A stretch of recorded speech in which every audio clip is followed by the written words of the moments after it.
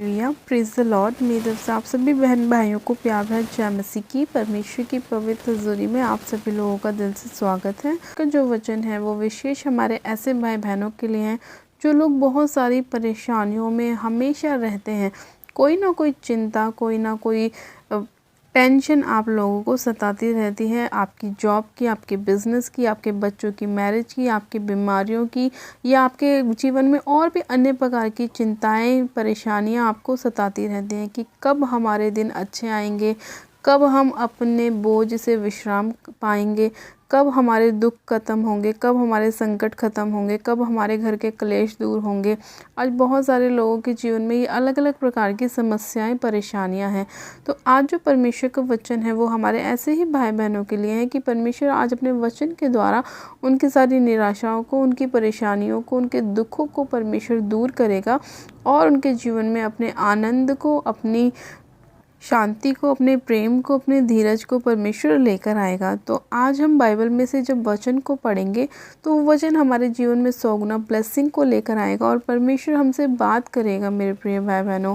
और उसके बाद हम प्रार्थना में भी चलेंगे कि परमेश्वर हमारे जीवन में तो अद्भुत रीति से कार्य कर और पिता तेरी इच्छा हमारे जीवन में पूरी होने पाए प्रभु, क्योंकि मेरे खुदावन यीशु राजा जो कल्पनाएं आप हमारे लिए करते हैं वो बहुत ही अच्छी होती हैं, हमारे लाभ के लिए होती हैं। हालेलुया।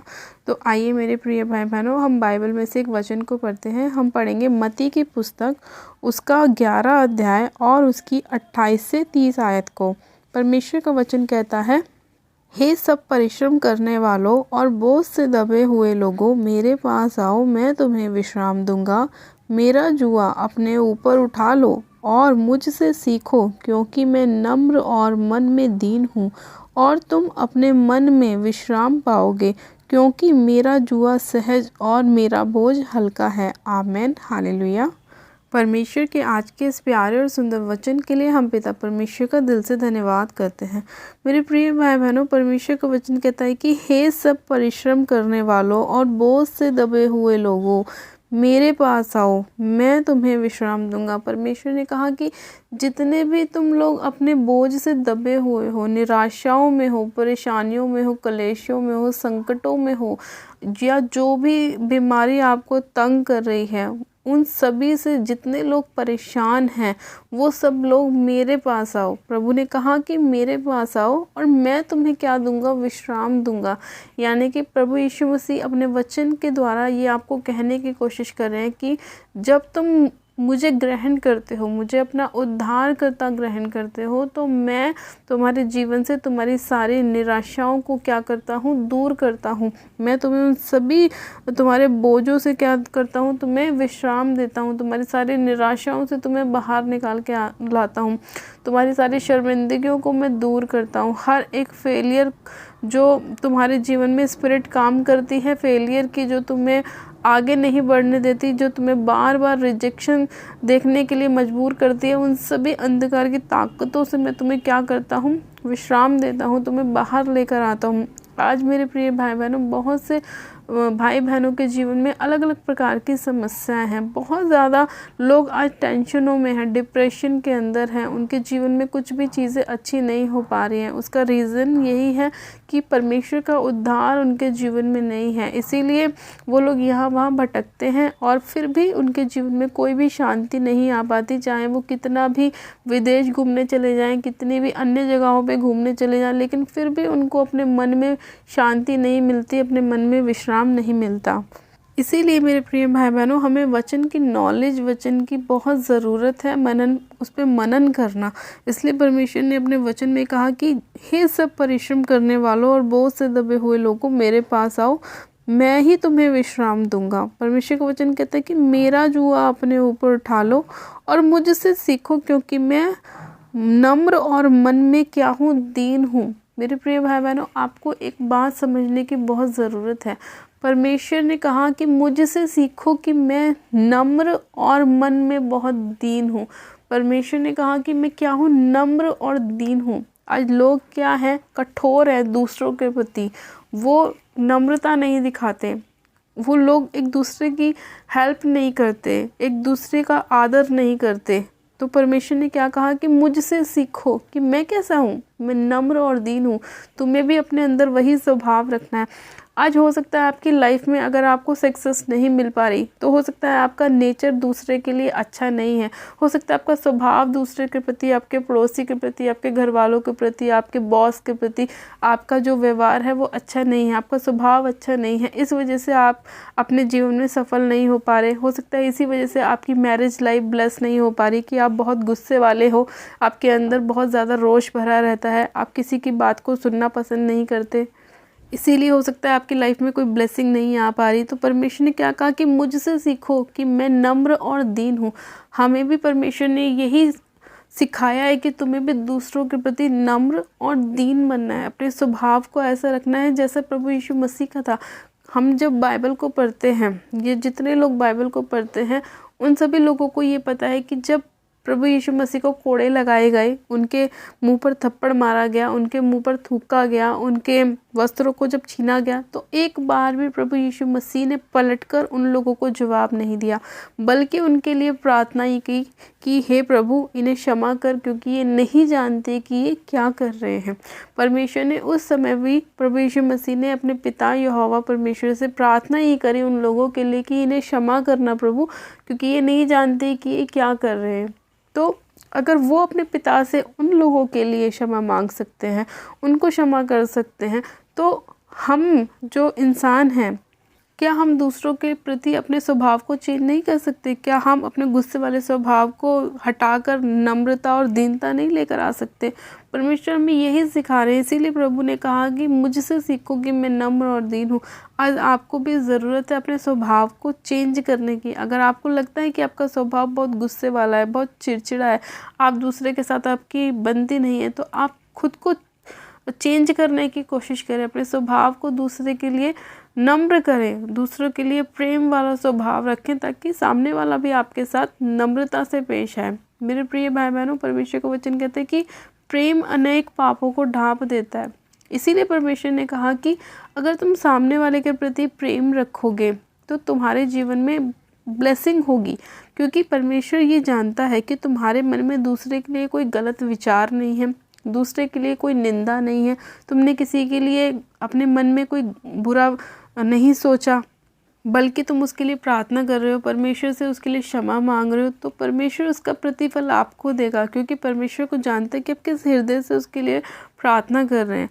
तो अपने स्वभाव को ना दीन और नम्र रखें। जब भी आप परमेश्वर के सामने जाएं, उसकी हजूरी में उपस्थित हो, तो अपने आप को बिल्कुल दीन और नम्र करें और परमेश्वर से प्रार्थना करें कि प्रभु मुझ पर दया कर। और सामने वाले के लिए भी आपको ऐसा ही करना है, उसके साथ भी आपको अपना स्वभाव ऐसा ही रखना है, दीन और नम्र वाला। चाहे आपके ऑफिस में आपका बॉस आपको कुछ भी कहता हो, लेकिन आपको चुप रहना है, आपको उसके सामने दीन और नम्र रहना है। जब वो देखेगा कि मैं इसको इतना कह रहा हूँ लेकिन ये फिर भी दीन और नम्र है, तो वो अपने आप शांत हो जाएगा, वो अपने आप आपको कुछ नहीं कहेगा। अगर आपकी गलती भी होगी तो भी वो आपको कुछ नहीं कहेगा, क्योंकि आप दीन और नम्र हैं। तो अपने स्वभाव को आप चेक करिए, क्योंकि कहीं ना कहीं आप अपने स्वभाव की वजह से ही परेशानियों में और निराशाओं में आ जाते हैं। फिर परमेश्वर ने कहा कि जब तुम ऐसा करोगे, जब तुम दीन और नम्र बनोगे, तो तुम अपने मन में विश्राम पाओगे, क्योंकि मेरा जुआ सहज और मेरा बोझ हल्का है। जब हम अपने आप को दीन और नम्र करते हैं, तो परमेश्वर ने भी इस वचन में कहा कि तुम अपने मन में विश्राम पाओगे, तुम अपने जीवन में शांति को पाओगे। जब तुम अपने स्वभाव को चेंज करोगे, अपने बिहेवियर को चेंज करोगे, अपने उठने बैठने को चेंज करोगे, तो तुम लोग भी क्या पाओगे? अपने मन में विश्राम पाओगे। जो आपको लगता है ना कि कहीं ना कहीं मेरी ही गलती है, लेकिन आप मानने से इनकार करते हो, तो उस चीज़ को एक्सेप्ट करना सीखो, उस चीज़ को मानना सीखो।